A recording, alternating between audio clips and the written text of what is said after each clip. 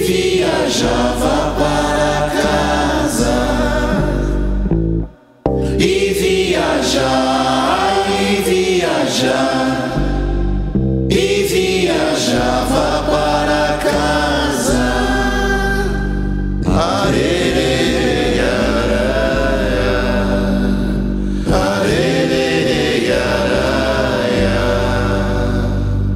Solo.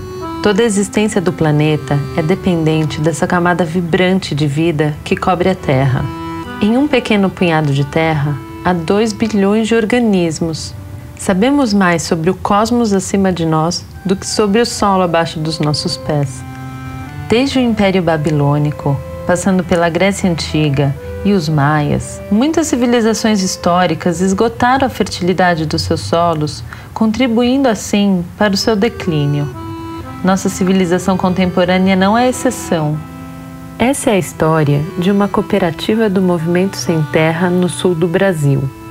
Eles lutaram pelo acesso à terra e fizeram uma transição para a agroecologia, demonstrando a possibilidade de um modelo alternativo de vida rural, que fornece os meios de sobrevivência, alimenta uma região e restaura a terra.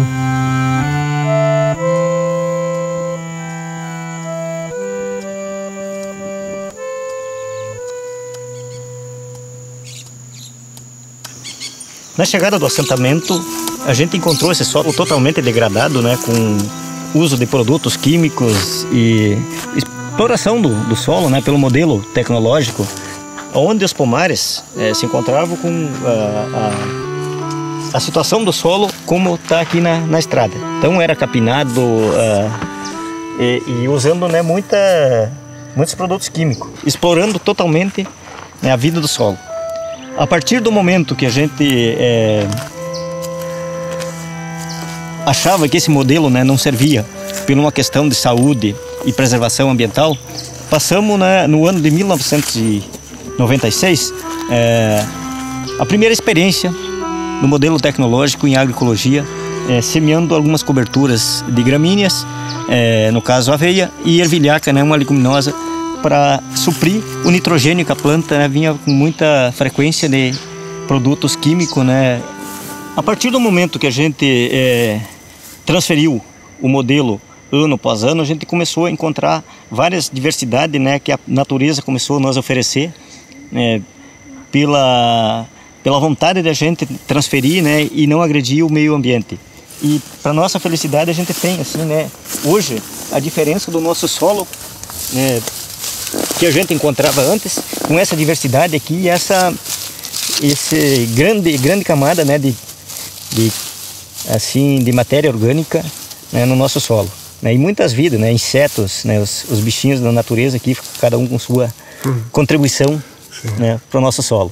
E aí as plantas também, né, vem respondendo, onde esse pomar está com 30 anos, né, a implantação dele no ano de 1988,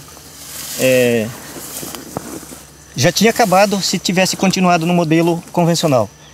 Com essa transferência no modelo tecnológico, temos vida no pomar ainda por muitos anos ainda. Nós estamos aqui no assentamento Conquista da Liberdade, aqui no Rio Grande do Sul. As famílias que vivem aqui são famílias do MST, do Movimento Sem Terra, e que se organizaram e lutaram pela terra porque não possuíam terra. E aí, a partir de muita luta, após 3 anos de acampamento, conquistaram um pedaço de chão, um pedaço de terra para organizar a produção, organizar suas habitações e trabalhar, produzir e construir uma comunidade.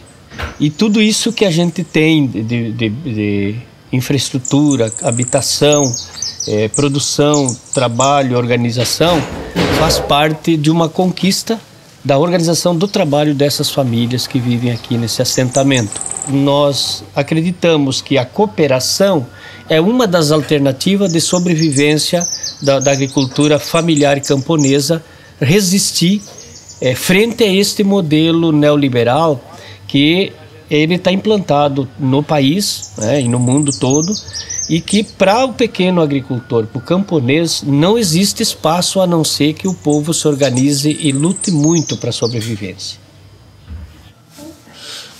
Vamos começar o filme com isso.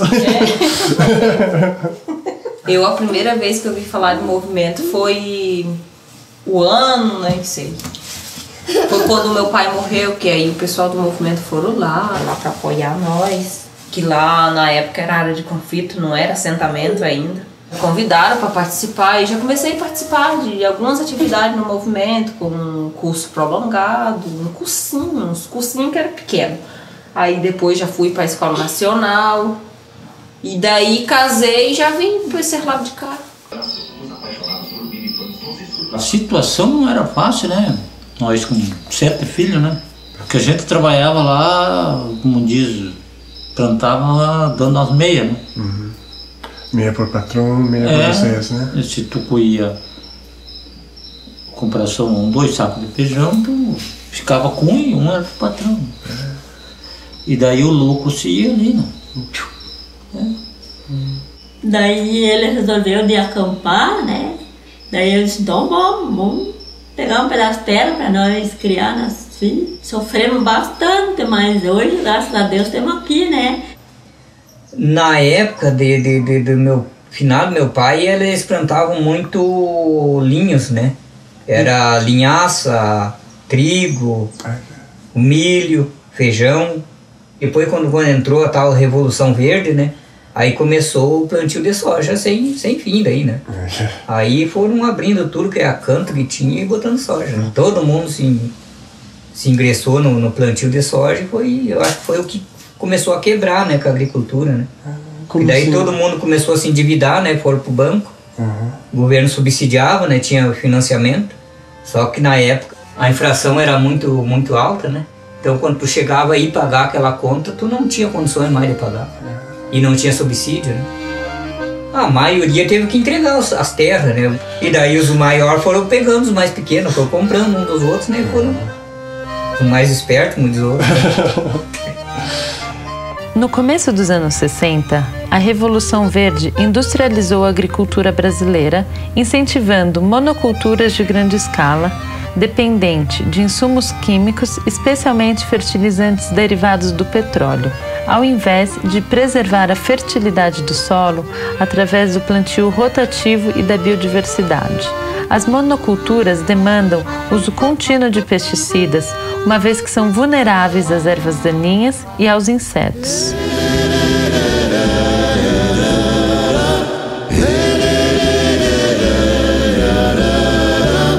A história do Brasil foi muito conflitosa em relação à terra, né? Massacraram os índios, depois trouxeram os negros para cá como escravo, enfim, então foi esse desenvolvimento do Brasil, sempre voltado à produção para exportação, né? O surgimento do MST no Brasil, ele iniciou, no caso, no Rio Grande do Sul, né? Se iniciou por aqui as primeiras lutas embrionárias organizadas e dando nome de um movimento, né? Quem iniciou esse processo foi a igreja, de formação, de motivação, da militância. E nós não fomos os primeiros começando a lutar pela terra, nossos 25 anos foi retomada a luta pela terra após o regime militar, né? Em 1984 aconteceu o primeiro encontro nacional do movimento, onde participaram 16 estados. Ali se decidiu de criar o MST, apoiado pela igreja, movimento sindical e tal. Então nós somos autônomos, né? Não temos vínculo com o governo, coisa parecida, né? em todos os países que foi feita a reforma agrária, foi o Estado que fez a reforma agrária, né? A nossa tarefa com o movimento social é organizar o povo e fazer a luta para reivindicar seus direitos. Nesse contexto que surgiu o MST, as famílias se organizam, lutam pela terra, conquista a terra, após a conquista da terra vem as outras necessidades, que é do crédito, que é da moradia, que passa pela luta por um outro modelo tecnológico e vai despertando também da necessidade de um outro modelo de sociedade, né? E o Estado tem o compromisso de atender as demandas do povo. É bem verdade que há muito enfrentamento com o Estado. Hoje o Estado assume um papel de defesa do latifúndio, que seria o contrário, o Estado tinha que punir o latifúndio que não produz. Está saindo o censo agora do IBGE, que é o Centro de Estudos, que faz levantamento, que 70% da produção de comida consumida no Brasil é produzida pelos pequenos, pelos assentados pequenos agricultores, que a produção dos grandes, do agronegócio, da soja, da cana e tal, aí é para exportação. Essa ofensiva do agronegócio, do capital no campo de hoje, quem coordena de certa forma a agricultura é o sistema financeiro, porque as grandes empresas hoje que controlam a agricultura, a semente, a comercialização, o beneficiamento, são corporações juntadas de bancos, não tem nada nacional hoje, coisa parecida, né? É tudo através do sistema financeiro, né?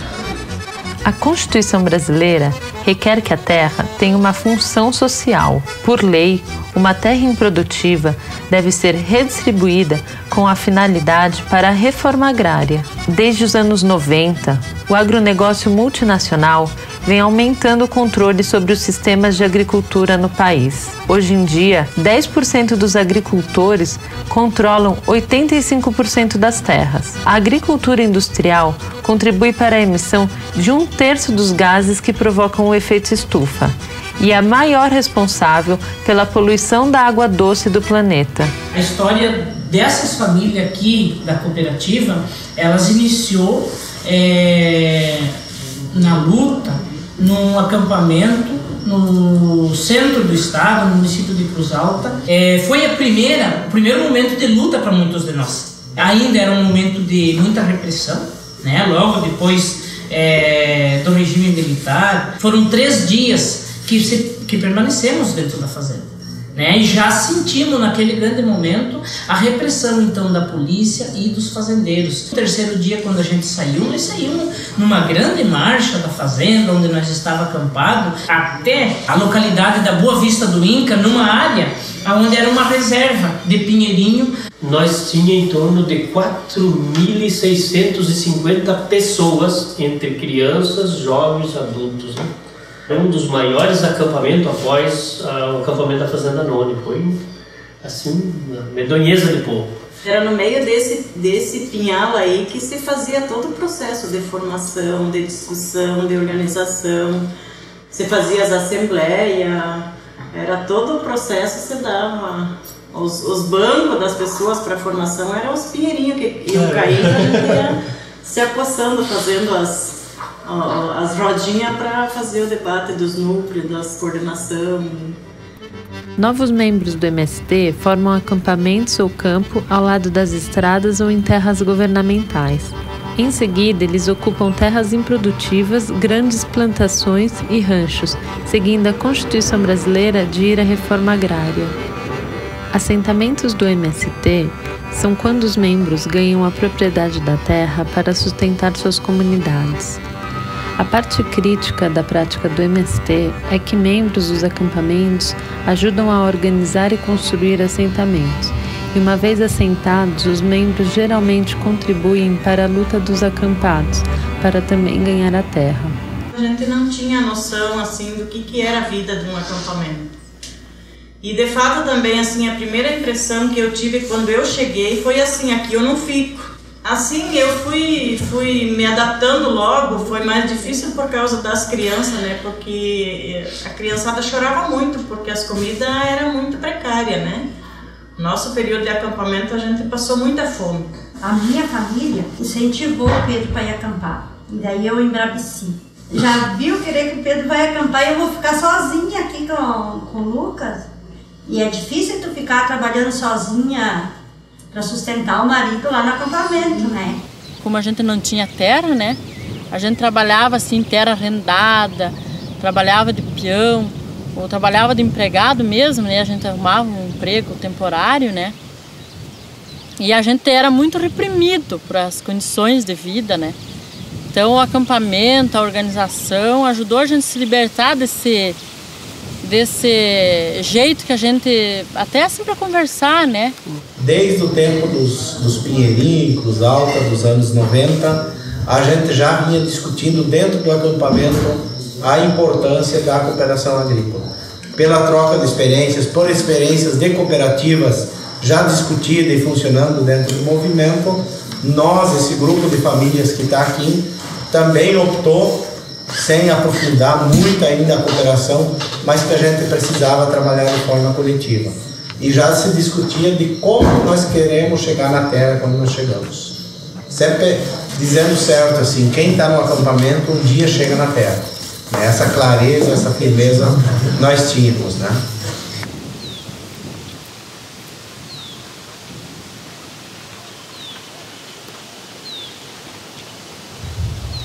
Que nós, depois de 6 meses desse momento de acampado, partimos para um segundo momento de luta, que foi fazer uma outra ocupação de uma fazenda. Nós tínhamos que andar por dentro de outras fazendas até chegar na fazenda em que a gente queria chegar nela. Daria para 13 quilômetros, atravessando cerca, com criança, com mochila, sabe assim, era cansativo aquilo. Os fazendeiros junto com a polícia se armaram numa altura acima de nós, que era uma subida, e começavam a atirar. Então quebrava galho, muita gente, sabe assim, não dormiam à noite. Ali foi bastante sofrido. Como nós tínhamos levado pouca alimentação, com essa intenção de que a gente pudesse buscar, a polícia trancou todas as entradas de alimentação para nós. Nós saímos para ir buscar comida e daí o pessoal da UDR, como dizendo ali, os jagunços, os ruralistas, né? Eles se apavoraram também, porque eles acharam que nós ia ir para cima mesmo. E fomos, e veio policial ali, jagunço todo, de metralhadora, de filmadora, né, revólver. E nós, de facão, de foices, grito. E mais uma tormenta de chuva, que olha, o chapéu desabou com tanta chuva. Nós tivemos sorte de não ter morrido ninguém de lá, porque se eles dessem um tiro, ia rolar o pescoço dele. E iam matar um montão de gente nossa, porque eles estavam muito mais apavorados que nós, porque era gente tremendo, era pálido, sabe? E nós saímos para ir buscar comida, não deu para ir, então atravessamos, não conseguimos atravessar a barreira deles. E essa foto é de lá. Dá arrepio quando tu olha ali.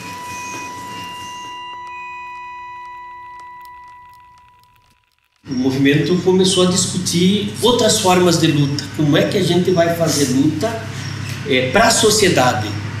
Denunciar a violência, tanto da polícia quanto dos latifundiários. Então se definiu uma marcha do acampamento até a cidade de Cruz Alta. Se mapeou um grupo de juventude, mais de 100 pessoas, para ir fazer um debate nas vilas, nos bairros da cidade.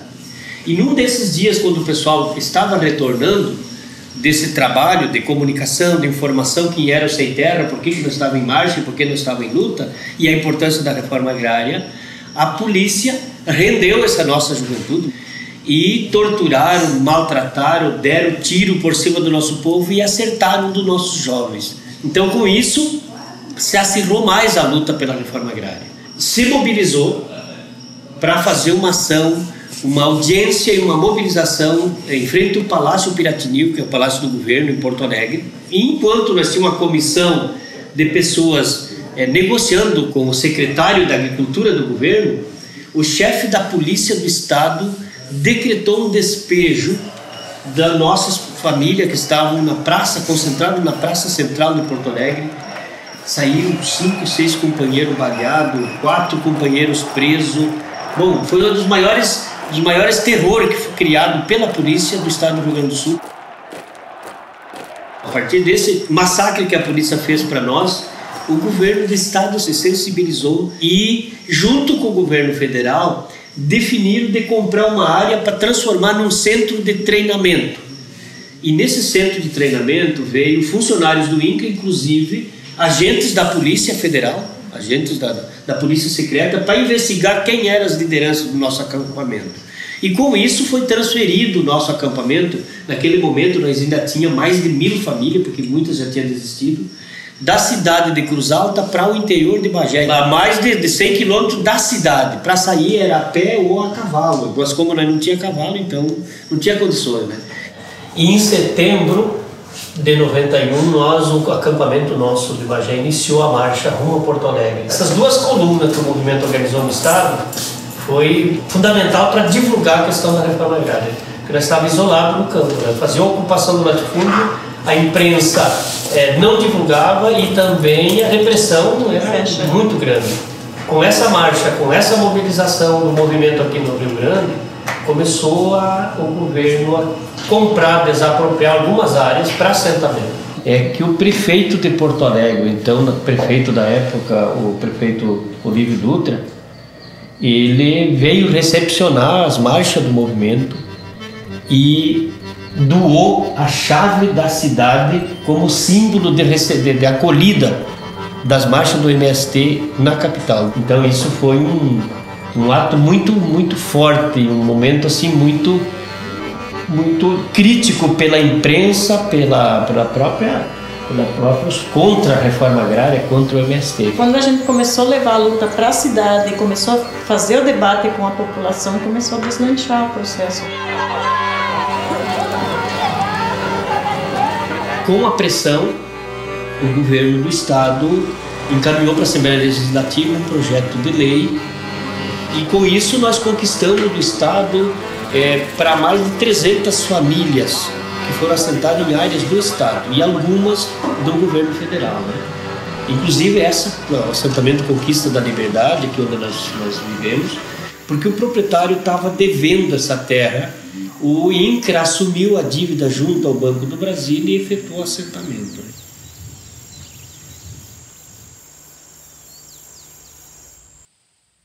Agora com vocês, eu acho que é chegada aqui, né?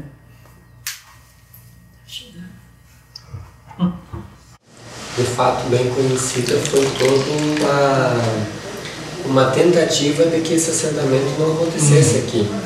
Inclusive, através da Prefeitura, Câmara de Vereadores, a articulação de um abaixo-assinado para que as nossas famílias não ficassem aqui nesse assentamento. A polícia barrou lá, não queria deixar entrar mais.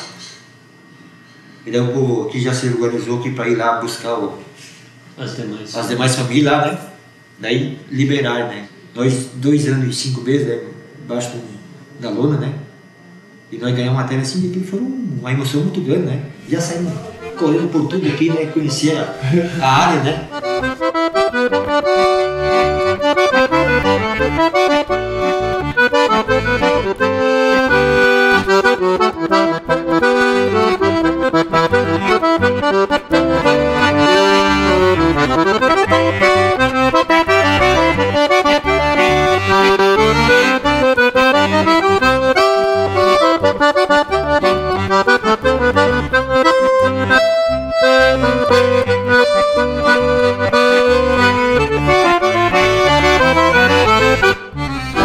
Cheguemos aqui, Deus livre. Mudaram de casa, né? Porque já tinha uns garpão, umas quantas casas, né? Já tem Acho que agora não precisava mais nada, mas elas eram começo. E essa área aqui era de uma empresa que Sicaçu, eles produziam pêssego, que tinham alguns confinamentos de gado e a produção de pêssego. E nós viemos para cá com esse desafio de fazer essa área voltar a produzir de novo. Bom, a partir dali, a luta da organização interna do assentamento, né? E como era 50 famílias, né, que chegou aqui, a gente se organizou e conversou assim nos núcleos, nos setores, que a gente não ia ninguém fazer barraco para morar. Chegava o tempo do acampamento, né? Só para ter uma ideia, nessa casa grande aqui morava 8, 10 famílias no início. Então era tudo muito apertadinho, né? E depois o pessoal... uns privilegiados. Tinha uns que moravam nos galpões, né? Nós moramos um tempo no galpão, né? E outras famílias. Os burgueses aqui.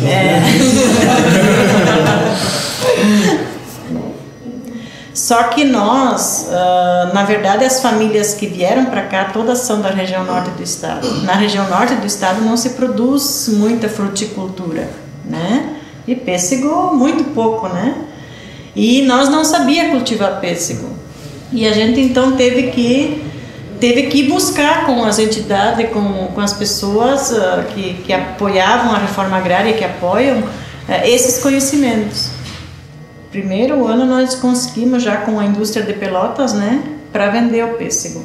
Só que a indústria nos pôs uma condição. Não, eu compro o pêssego de vocês desde que vocês façam o tratamento certinho, do jeito que tem que ser feito, né? Bom, como nós não conhecia, né, a gente entrou no pacotão, né?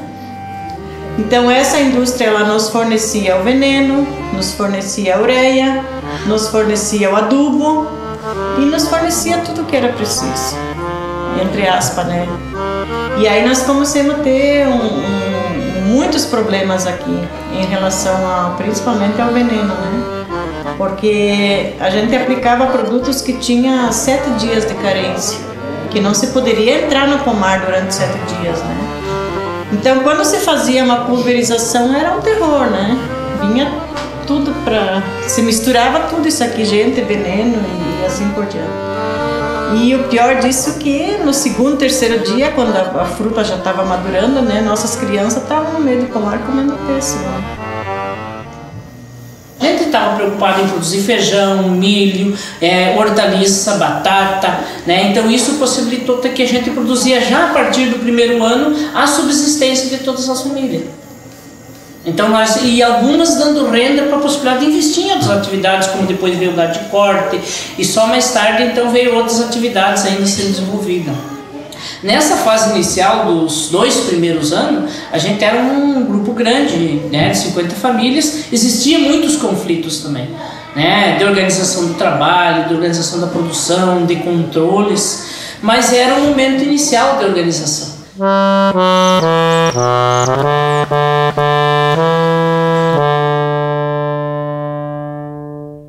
Chamava-se Laboratório Organizacional de Campo, era uma formação em torno da organicidade dos grupos coletivos e das cooperativas. Ao mesmo tempo que se trabalhava a teoria, já ia se organizando os setores, as equipes. Eu acho que durou 8 dias o laboratório. 30 e poucos, 40 dias, né? 40 dias. 40 dias. Nossa! E onde a gente começou a capacitar alguns companheiros, né, para determinadas áreas, né, da cooperativa, né, onde a gente tinha maior dificuldade.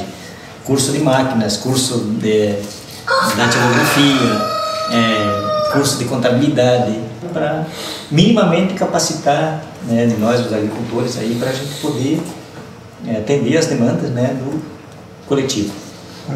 Acho que a partir do laboratório a gente começou a criar alguns mecanismos de controle, porque até então nós trabalhamos coletivo, só para ter uma ideia, mas eu não controlava nem o trabalho. O que as pessoas pegavam, consumiam, eu não controlava.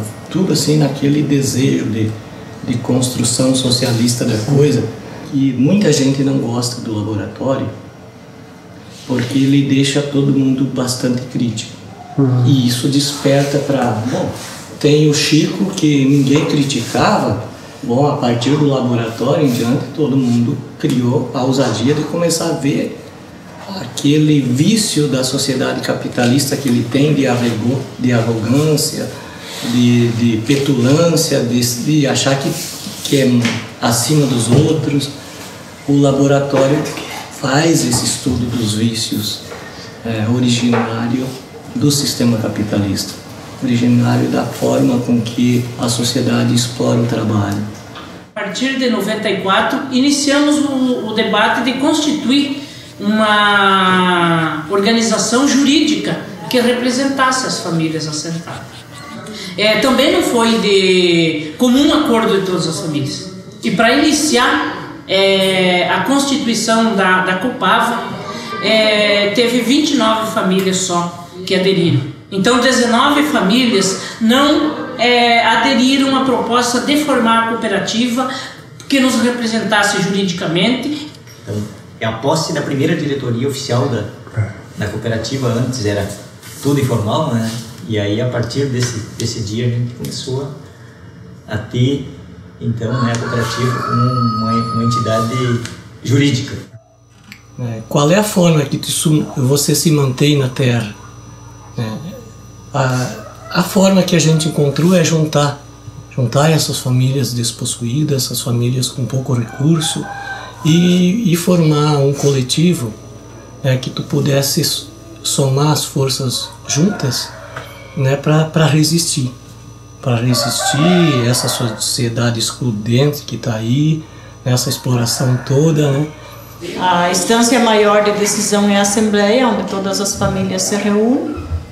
Depois a gente tem os núcleos que fazem os debates mais políticos em relação à convivência, as questões, estudos sobre o movimento, mas também o planejamento da cooperativa nas questões econômicas, né? Temos os setores de trabalho e tem conselho fiscal, tem secretaria, tem toda essa estrutura que permite a funcionalidade e o debate entre todos os membros da cooperativa. É de fundamental importância de que todo associado se sinta sujeito da construção, da produção, quanto da administração do empreendimento Copava, né?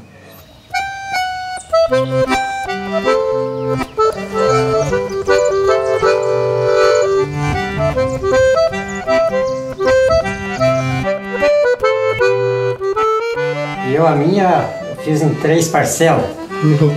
Fiz o começo da casa, depois fiz uma parte para cá, depois outra parte para cá. Até que ficou parecido com casa. No final de 94 nós tivemos um apoio de um arquiteto, um professor de arquitetura da Universidade Federal de Pelotas, e que trouxe um grupo de alunos para vir fazer um trabalho de campo e fizeram a topografia da nossa área de assentamento e também fizeram o mapeamento da agrovila. O que diferencia um assentamento de um latifúndio, né? Então, essa questão do embelezamento, do plantio de quintais, da subsistência, do plantar o que comer, é o que diferencia nós do grande latifúndio. Lá, mas nem luz lá não tinha. Não tinha nada. E hoje aqui, graças a Deus, a gente tem uma geladeira para friar uma água, para tomar uma bebida. Mudou 100% lá também.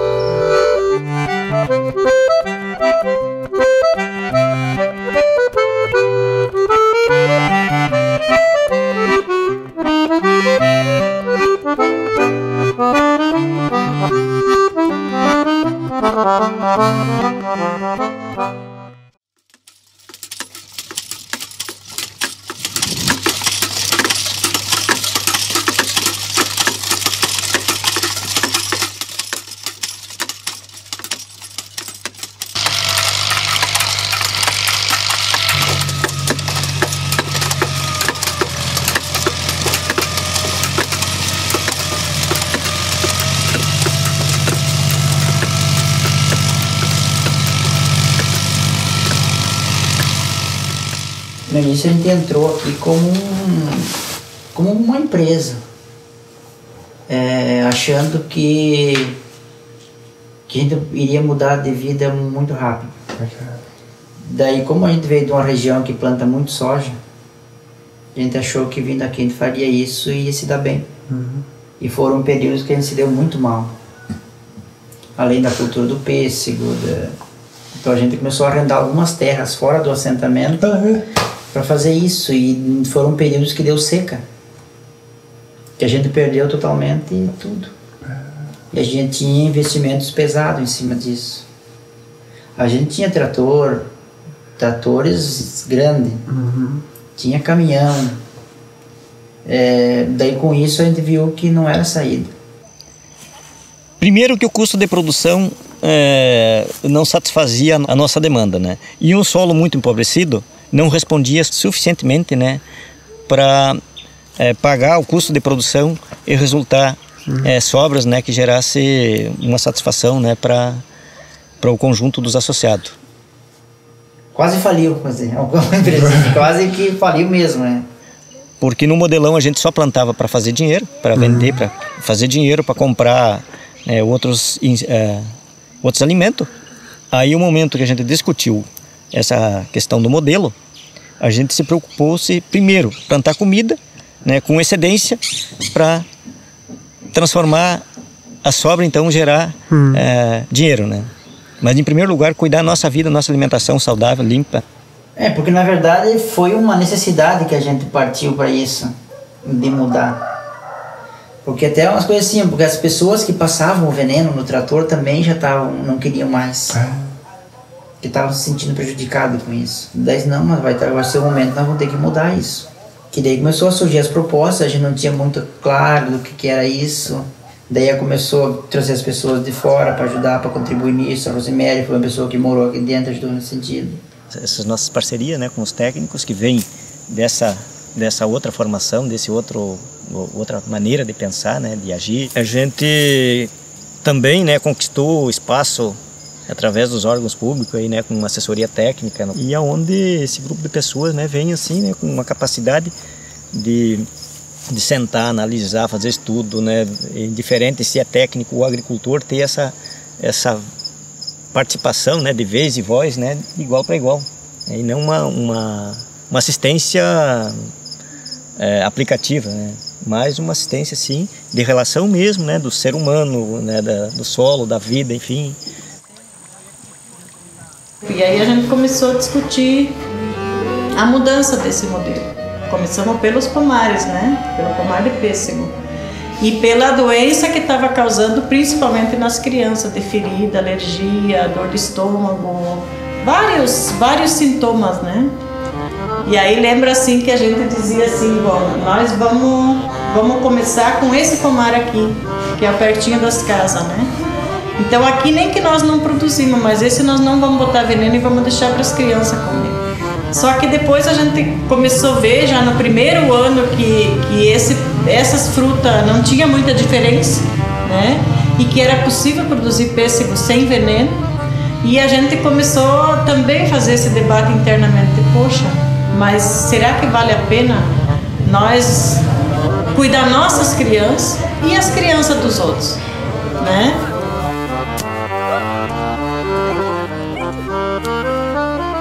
Foi um processo não muito fácil, né? Porque tinha muitas famílias, muitas pessoas que diziam assim, não, eu concordo com a agroecologia, que não se bote veneno, mas desde que não dê prejuízo econômico. Nesse momento ainda a gente não tinha ainda transferido de modelo, mas estava iniciando substituição de coberturas verdes, no caso da ervilhaca, né? Como uma forma de você extrair o nitrogênio da própria planta, né, para substituir a ureia. Naquele experimento se parou de mover com a terra, né, nem de enxada nem de arado. Então a terra começou a ser coberta de vegetação e deu essa cobertura, e o solo começa a se recuperar, a se reintegrar novamente. Até pesquisadores da Embrapa vieram aqui e disseram que nós era louco. Sério? Onde é que se viu? Aonde que nós tiramos isso que produzir ecológico dava retorno econômico? Mesmo que eles diziam isso, nós entrava aqui e saía aqui. A gente queria fazer isso. Porque a gente sabia, porque antes desses pacotes surgirem, se produzia ecologicamente. Por que agora não vai dar para produzir? Tentou, quando viu que ia perder, passou veneno. Assim foi 2 ou 3 anos assim. Daí foi o ponto de não. É preferível nós perder do que nós arriscar nossas vidas. E daí a gente foi indo, perdendo um pouco, mas a gente conseguiu dar a volta. Tu dá de conta que o fato de tu obter o fruto, tu obter um pêssego, o produto do pêssego, ele é a consequência de um espaço. né? Ele é consequência de um ambiente. Uma das concepções da agroecologia é tu melhorar a fertilidade natural do solo, né? Esse é um segredo que não é segredo para a natureza. É um segredo que as indústrias, né, têm para elas, para que os seus pacotes sejam adquiridos e assumidos pelos agricultores, né, que criem a dependência. A agroecologia é compreender o cultivo da terra como um ecossistema sustentável e diverso. Essa perspectiva de agricultura é baseada nas práticas da biologia, da ecologia e do plantio tradicional. No nosso caso, a gente usa o leite de vaca como repelente da mosca. A mosca da fruta, ela procura a frutose, né? É a fruta que ela procura. Ela não procura uma proteína animal. E o fato de nós colocar o leite ou o soro de leite, nós estamos pondo uma proteína animal. Então, logo, ali não é um ambiente propício para o desenvolvimento da larvinha da mosca da fruta.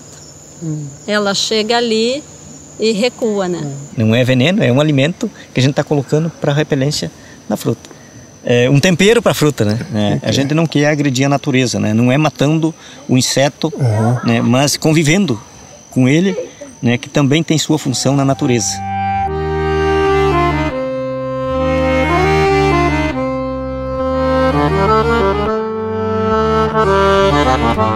A gente começou a ter, né, assim, uma resposta de saúde, que antes a gente vivia cheio de ferida, de cortes, né, machucado, com infecção, muitas doenças de estômago. A partir desse momento a gente começou a ter assim uma saúde, né, uma alegria, né, as pessoas se sentirem mais à vontade, também para o consumidor, né, esse produto bem mais qualificado, né, saudável, com esse compromisso ético, né, da vida.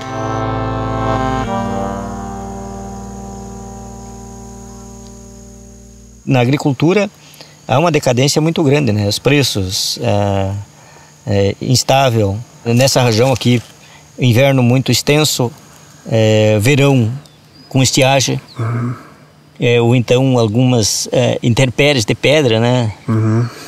Então é muito complicado. Então a diversidade é que assegura a gente. Quando uma coisa não vai bem, outra com certeza, né, segura as pontas. Esta foto foi uma transição, aí dá pra gente ver nitidamente, né, a diferença da plantação onde tinha uma cobertura de aveia e ervilhaca e a outra parte, né, onde foi feita a dessecagem. E aqui a gente faz então rotação de cultura. O ano passado era mandioca, hoje tem batata, né? Ali era batata, tem milho.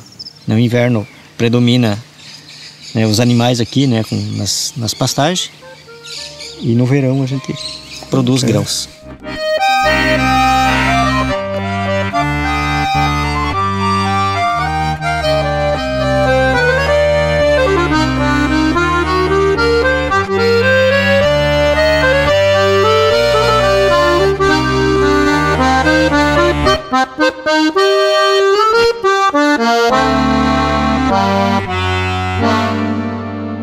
Quanto que no convencional você fica alienado e dependente, né, do sistema, buscando o externo, né, buscando de fora, custo de produção na agroecologia ele é só um pouquinho mais trabalhoso, né? A gente tem que trabalhar um pouco mais, né, observar mais, se dedicar com o solo, a compreender, né, a vida da relação, né, do meio.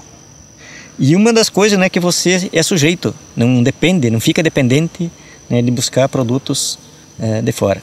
Essa libertação é muito sagrada. Você, né, ser sujeito e não um dependente da química, né, ou de produtos terceirizados.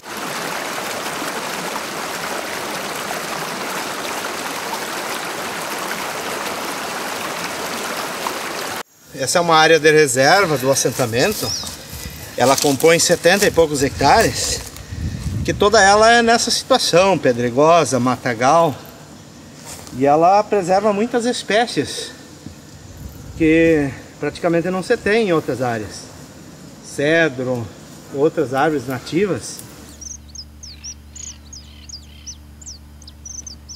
De 95 para cá, então, que iniciamos, né, a organização e o debate da Constituição das Indústrias nossa, né? E que hoje a gente tem em funcionamento a indústria do leite, né? A partir disso, a ampliação da produção do gado de leite, né? Possibilitar um volume maior de produção de matéria-prima e posteriormente, então, já industrializar na propriedade e comercializar. Assim como se fez de forma artesanal outras cultura também, né? Se fez a pessegada, fez a compota, se fez a geleia, né?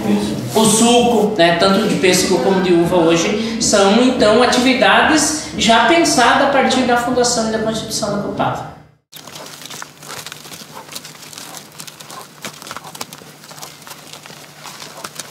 A região sul aqui, né, nessa fronteira, ela é mais propícia para a produção de pecuária, né, animais de pequeno porte, e nós viemos com o desafio de produzir alimento. Então a gente teve que estudar bastante essa questão. Fizemos seminários de estudo de uma matriz produtiva que pudesse desenvolver a agricultura familiar camponesa aqui nessa região. Quando chegaram aqui, uma terra muito degradada pelo sistema de produção antes utilizado.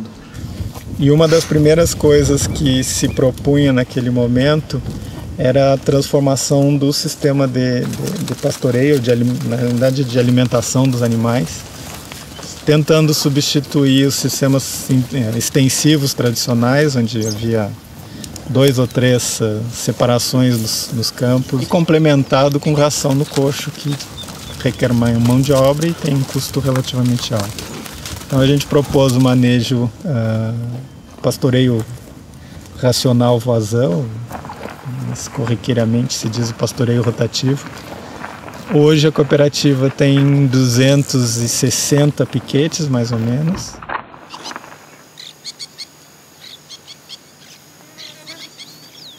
Para gado de leite, a tranquilidade do animal é extremamente necessária. Quando nós chegamos aqui, no primeiro dia que nós acompanhamos a ordenha aqui na cooperativa, vimos os agricultores, 2 ou 3, com cachorros no meio da mata nativa, retirando o gado ao grito, ao toque de cachorro. Então, levavam em torno de 1 hora, talvez mais do que isso, para juntar os animais para a ordenha, isso feito 2 vezes por dia, e essa primeira na madrugada, inverno e verão. E a gente percebe hoje, depois desse tempo de pastoreio, de mudança da relação do homem e o animal, e isso faz com que eles se alimentem melhor, que eles consequentemente produzam mais, e certamente com produtos de melhor qualidade, porque eles não descarregam suas intranquilidades na produção, que é o leite. Mas o mais interessante é a gente observar a resposta das pessoas com relação a isso. E aqui há uma diferença de gênero que a gente percebeu, que é as equipes serem mistas, terem homens e mulheres compondo a equipe. Essa parte do manejo, da lida, certamente as mulheres que naquele momento participavam foram quem absorveu melhor a ideia de mudar a relação com os animais, que não podia bater, que não podia gritar, que não podia ter cachorro, tinha que andar com tranquilidade. E rapidamente, com essa influência, rapidamente todos perceberam essa diferença.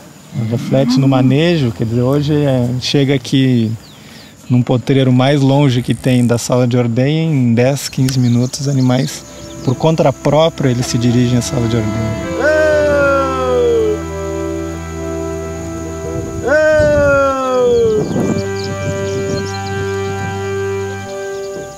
Próximo passo, sem dúvida, para completar um manejo equilibrado e aí ajudando também do ponto de vista ecológico, é a sombra.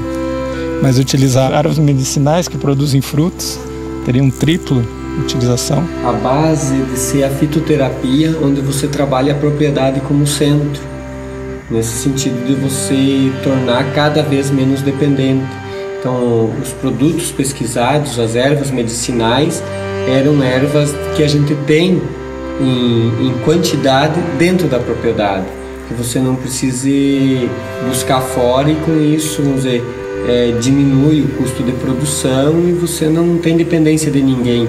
Então a gente utiliza para desinfecção de tetos, alguma coisa para tratamento de mastite, já se utilizou própolis, algumas ervas. Para os parasitas também algumas coisas a gente utilizou que é a questão do controle de carrapato com alguns extratos de plantas. Que a gente busca não retornar a métodos de produções utilizados antigamente, mas de adaptar conhecimentos de grande valor tradicionais, populares, adaptar métodos de produção adequados ao que o mundo atual necessita. Nessa região, os agricultores industriais produzem leite a 40 centavos o litro e vendem a 45, obtendo 10% de lucro. Então, uma margem de lucro extremamente pequena e dependente de financiamento, quer dizer, dependente de capital externo para te investir, então paga muito juros, paga muito valor do dinheiro, custo financeiro do dinheiro. A Copava produz 20% menos leite na mesma porção de terra que seus vizinhos industriais. Porém, cada litro de leite custa 22 centavos, o que gera um lucro de 100%. No total, eles lucram 3,5 vezes mais que seus vizinhos. E falando aí exclusivamente do custo financeiro, também tem o custo ecológico, né? De se utilizar grão nobre, em geral milho, soja, trigo, que são grãos que podem ser utilizados para alimentação humana, se utilizar para alimentação de animais de produção, que depois vão gerar um produto que vai ser o homem que vai se alimentar. Então isso na cadeia de transferência de energia leva um gasto de energia absolutamente desnecessário.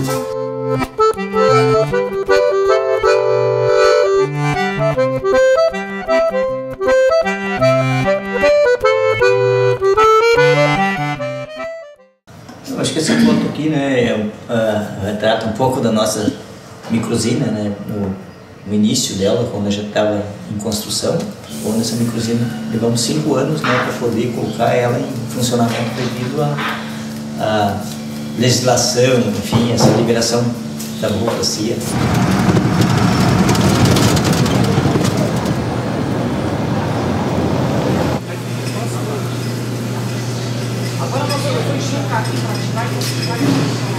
Leite terra livre, né? Que é um leite da terra, da nossa terra, um leite de qualidade, que tem boa aceitação no mercado, porque é feito um bom trabalho. Até superou o concorrente, né? Eu acho que pela sua qualidade, pelo seu trabalho que é bem feito.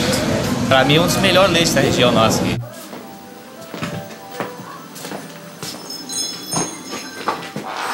Esse é um site Vida Granel, é uma iniciativa dos agricultores, da agricultura familiar, das entidades parceiras, onde tem várias organizações fazendo parte, né?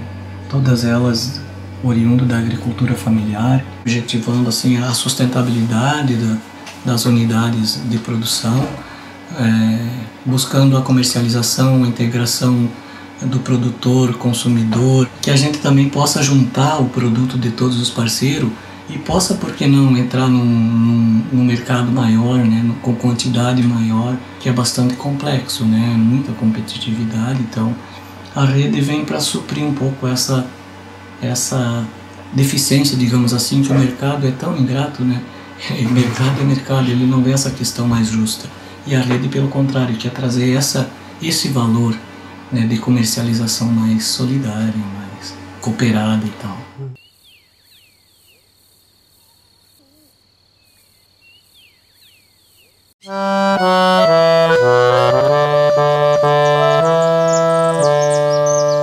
Enxergou que a nossa luta não era só uma questão de conquistar a terra, né? Tinha várias outras coisas que deveriam ser transformadas nesse processo aí.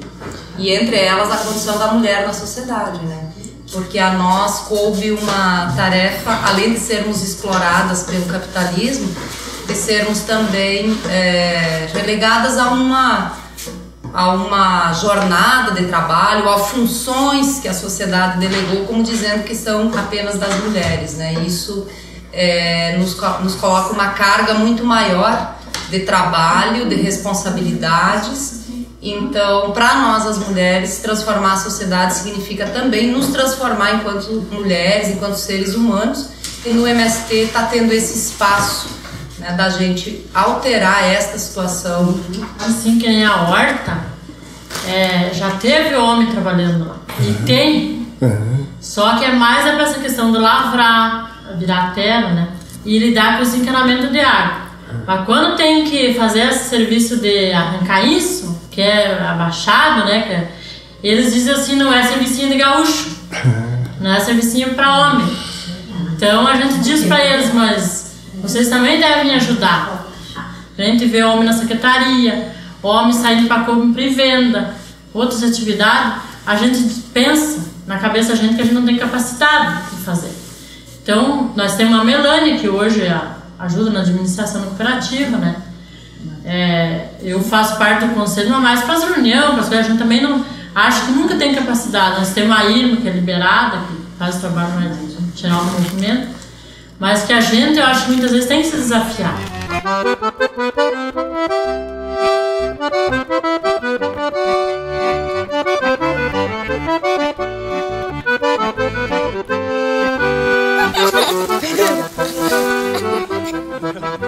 Eu tenho 8 anos e o que eu mais gosto de brincar, o que eu mais gosto no assentamento é de brincar de telefone sem fio. Meu nome é Daichelle, eu tenho 6 anos. Eu moro lá em Piratini. Eu gosto de brincar. Meu nome é Júnior, eu tenho 10 anos. O que eu gosto mais de fazer no assentamento é jogar bola e pegar bola. Essas matas aqui, nós conhecia tudo. Nós fazia tipo uma espécie de expedições, né? Nós ia nadar na sanga, nós ia buscar fruta no mato, nós ia trabalhar junto. Então, a nossa história de vida se confunde e faz parte da história de vida do Movimento Sem Terra. Porque a gente sabe que se não fosse por esse movimento, provavelmente nossos pais teriam ido morar na cidade, nas vilas, porque eles não tinham educação para arrumar emprego, só sabem trabalhar no campo. E a gente ou ia estar se prostituindo, ou ia estar no mundo das drogas. E hoje não, eu sei que eu dou graças a esse movimento por eu estar aqui, por eu ter essa vida, por eu ter a oportunidade de estudar, de trabalhar, de viver no campo. E nós somos, bem dizer, nós somos o que somos hoje por causa dos nossos pais, né? E por causa do movimento. Por causa que eles tiveram a coragem de entrar, né? Batalhar, porque eles não sabiam o dia de amanhã, o que ia ser, né? E legal também que, tipo, nós crescemos junto, todo mundo, e nós temos uma facilidade, quando nós saímos, assim, fazer amizade ligeiro. É verdade. Muitos jovens daqui foram pro acampamento tirar terra para eles. Sim. Continuam dando a luta do movimento. Sim. Muitos já estão assentados, alguns foram para a cidade, mas essa é a minoria, né? Com muita mobilização, nós pressionamos o governo do município, o governo estadual e federal, para a construção de uma escola para a gente poder ter o trabalho, o ensino fundamental para nossas crianças. E a partir da 5ª série do ensino fundamental, as crianças já têm transporte escolar e vão para uma escola polo a cerca de 20 quilômetros daqui, que conclui o ensino fundamental, né?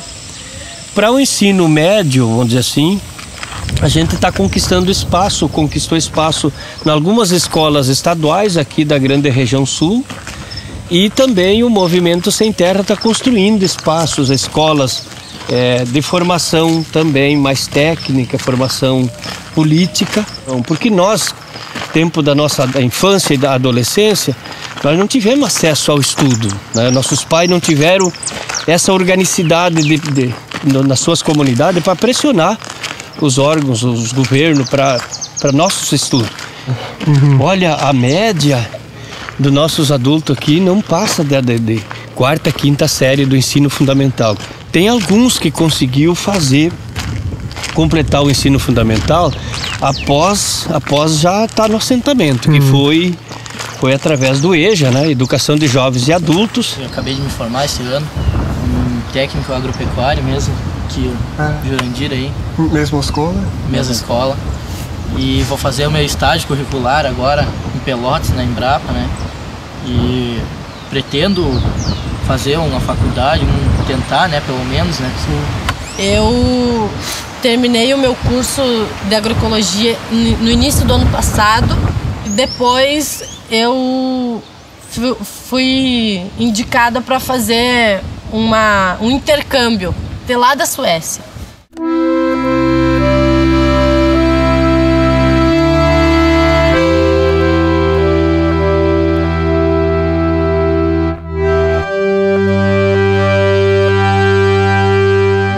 Além de, vamos dizer assim, a cooperação proporcionar melhor qualidade de vida às famílias, às pessoas que convivem, e isso que os companheiros já diziam de construir valores, né? Também proporciona a liberação de homens e mulheres militantes para ajudar na construção do movimento em todos os setores, né? Em 99 teve uma caravana intercontinental pela Europa e foram 10 militantes do Movimento Sem Terra aqui no Brasil. Nós era 5 homens e 5 mulheres. E essa foto foi uma mobilização em Paris, passamos por 6 países da Europa. A maioria das pessoas que participaram da caravana intercontinental é o povo da Índia, fazendo a denúncia dessa questão da destruição do meio ambiente, das sementes, a sementes transgênicas, dos venenos que as grandes corporações transnacionais transmitem e estão matando a terra e a população dos países do terceiro mundo, dos países pobres. Brasília, ali é um troço, é uma máquina de moer gente aqui lá, né? Eu tenho ido pontualmente para lá. Nós funcionamos, então, nós temos 8 companheiros por região do Brasil, um por grande região. A minha tarefa e os outros companheiros marcou a audiência, nós vamos lá e aí daquela audiência normalmente desenrola em outra. Então, nós temos uma sequência de conversas marcadas e sempre no lindo tensionamento para fazer a coisa acontecer. Quando a gente percebe que a coisa não avança por má vontade política do governo e tal, a gente conversa com a Companhia dos Estados e se faz lutas. Ocupa a Fazenda, ocupa o INCRA, ocupa o Ministério da Fazenda, desenvolve várias lutas. Nós fizemos em 2005 a Marcha para Brasília, onde caminhamos 186 quilômetros de Goiânia a Brasília, com 12 mil companheiros e companheiras do Brasil inteiro, para tensionar a reforma agrária, porque só de conversa não resolve. E só a luta também tem que ter o diálogo. Então, de certa forma, a nossa tarefa é de fazer essa mediação entre a luta e a conversa, né? O MST atualmente conta com mais de 1,5 milhão de membros.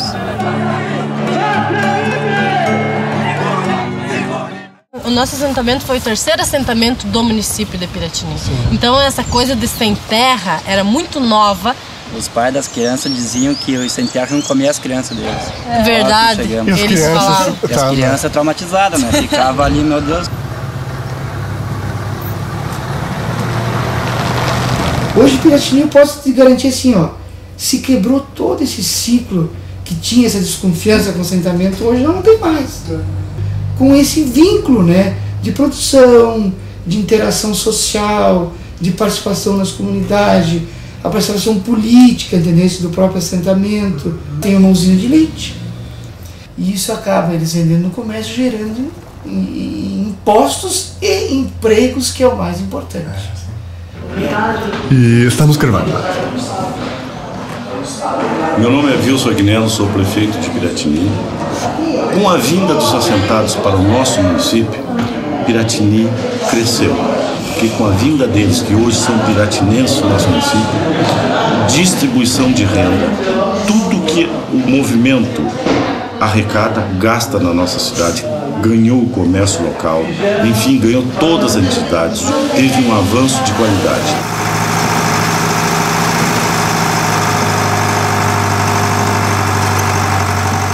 A agricultura familiar ela é muito combatida pelo capitalismo, porque a unidade agrícola familiar é altamente subversiva ao sistema capitalista, né? Então, aquele trabalhador que tem 20 hectares de terra, ele tem liberdade. Ele não é refém do capital para comer, como é o trabalhador da cidade. Quer dizer, então, um produto de uma cooperativa ecológica e politicamente engajada, quer dizer, ela não comete, digamos, esses 3 crimes, né? Ela preserva a natureza porque ela é ecológica, né? Ela não explora os seus trabalhadores, né? Porque o que é produzido é ganho, né? E ela não faz aquela exploração em cima do consumidor, porque não vende produto envenenado, vende produto de boa qualidade. Eu acho que essa é a diferença fundamental entre uma empresa capitalista e uma cooperativa. Temos outras experiências de cooperação, no caso as cooperativas de comercialização, que agrega a produção de famílias não trabalhando coletivamente, né? Mas é um desafio muito grande que está se construindo no movimento, não é uma experiência acabada, né? Não tem uma receita pronta, está sendo construída, né? Esse é o grande desafio, né? E o grande resgate que o MST faz da pessoa, do ser humano, que é um ser humano que estava excluído da sociedade. E o MST inclui ele na sociedade de novo, não só com a conquista da terra. O movimento trabalha que tem direito à saúde, tem direito à educação, tem direito a lazer, tem direito que o teu filho possa ter um curso superior. Só que se tu não trabalha isso, a pessoa deixa o capitalismo faz com que a pessoa perca o senso da crítica, porque tu tem que criticar para que tu possa reconhecer teus direitos. Porque é acreditar, né? Os direitos não se perdem, se arrancam, tem que chegar e tomar teus direitos, não é pedir. Se tu não potencializa a diversidade, seja cultural, seja uma diversidade natural, e tu primar por uma monocultura ou uma, né, tanto cultura vegetal como a cultura humana, tu acaba potencializando o poder, né, o poder de decisão ou o poder de uma erva só. Né? E aí o coletivo ele não existe.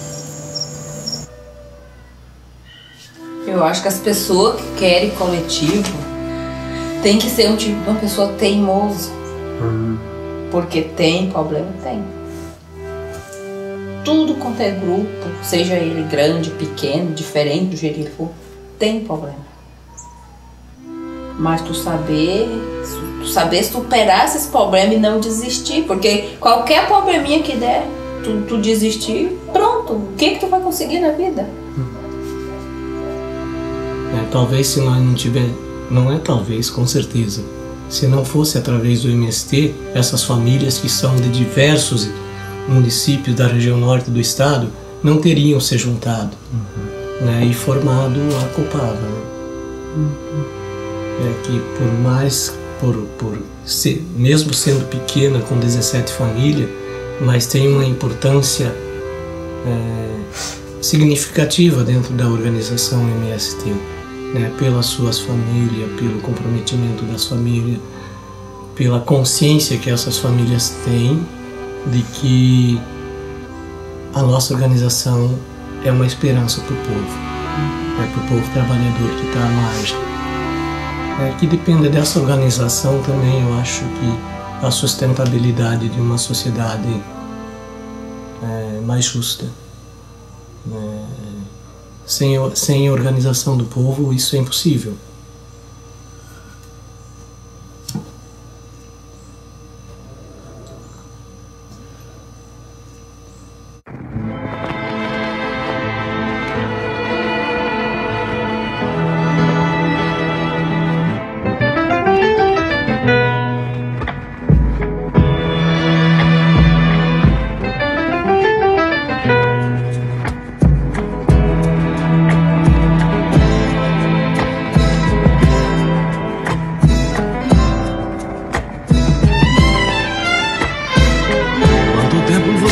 Para incorrer na vida, que pulsa louca no peito, rebentando de vontades, de desejos, atentando a experiência. Quanto tempo você tem para encontrar nas deformações a posição exata e de saber quanto de tempo você tem para acreditar em tanta coisa, se levar nos ventos, se livrar dos tempos e amar como importa. Quanto tempo você tem para esperar sem garantia e se curvar a deuses tontos enlouquecidos pela época? Quanto tempo você tem já bastaria para inverter-se, somar a qualquer grito, a qualquer palavra lance forte no horizonte. Quanto tempo você quer, muito teria para se crer que muitos amigos estão no mesmo ponto e nas embarcações. Quanto tempo que se cansados todos os dias que acabamos na escuridão. E quanto mais tudo seria sonhar com a cantoria de milhões de bocas por tantas milhas de terra. E enquanto se fizesse luta, se saberia, somos um bando e muitos outros. Somos um bando, um bando, um bando.